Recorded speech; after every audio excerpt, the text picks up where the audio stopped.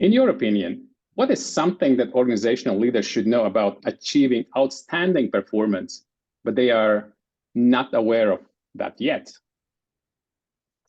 Well, I think a lot of people focus so much on doing and achieving and execution and action that that's where we go wrong. I do believe that you can achieve so much more by starting to look within and focusing on leading yourself. But first, of course, you need to become self-aware. So I would start there. What do you say?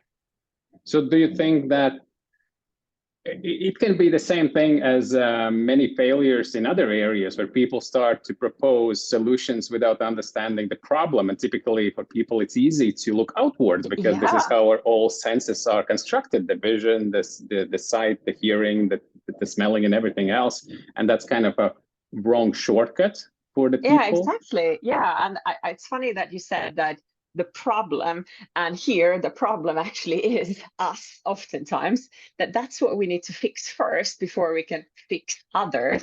So in order for you to start really leading others to outstanding performance, you need to lead yourself towards that first. So yes, turning the eyes from looking somewhere else to look within would be the starting point. It's just so in line with pretty much almost every experience that many people might have. Well, people look for more inspiration and maybe more knowledge, and then they find some model, some framework, and then I think, whoa, okay, yes, this is a new one. I didn't know it about this before, so let me use it, and now my leadership skills will go up. Yeah, I know. There's so many times that I've been in a situation where a potential client or current client asked me, could you send me some books to read? Could you bring us some more theories or frameworks and tactics and strategies? And I'm like, yes, I could bring you everything, or you can just go in and Google, but it's not going to change who you are. You need to start working with yourself first, understanding, increase the awareness. And through that process, then, yeah, you can start applying all those strategies and tools and everything.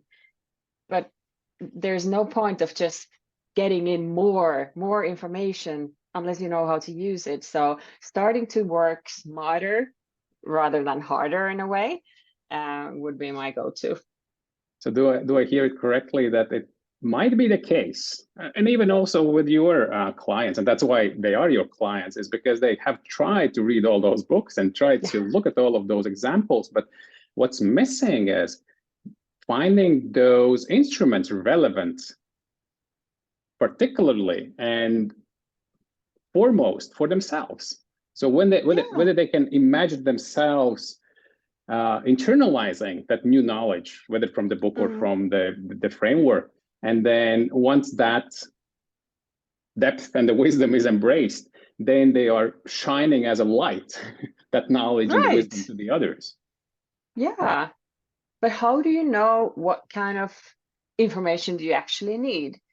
Again, you need to understand the gap between where you want to be and where you are today. And I think that for many is quite a challenge, because you really need to look into the mirror and see all the faults, but also all the strengths that you have, and understand how can you benefit from what you have now, and then only start adding on to that. Mirror is a very good metaphor. And then when people have something on their face, they don't want to come to the mirror. And this is what typically psychologists would say, resistance or denial, whichever you prefer. And I would say, yeah, we kind of tap into the core of a human nature. There's nothing wrong with the resistance or with the ways to optimize for energies. But when people get smarter and wiser, well, that's the point when they look at all of this help in terms of the available knowledge, and then really critically ask themselves, okay, what part of that is resonating with me? And if it resonates with me, that means there is some potential in you to adopt it for yourself and use it if you haven't done it before.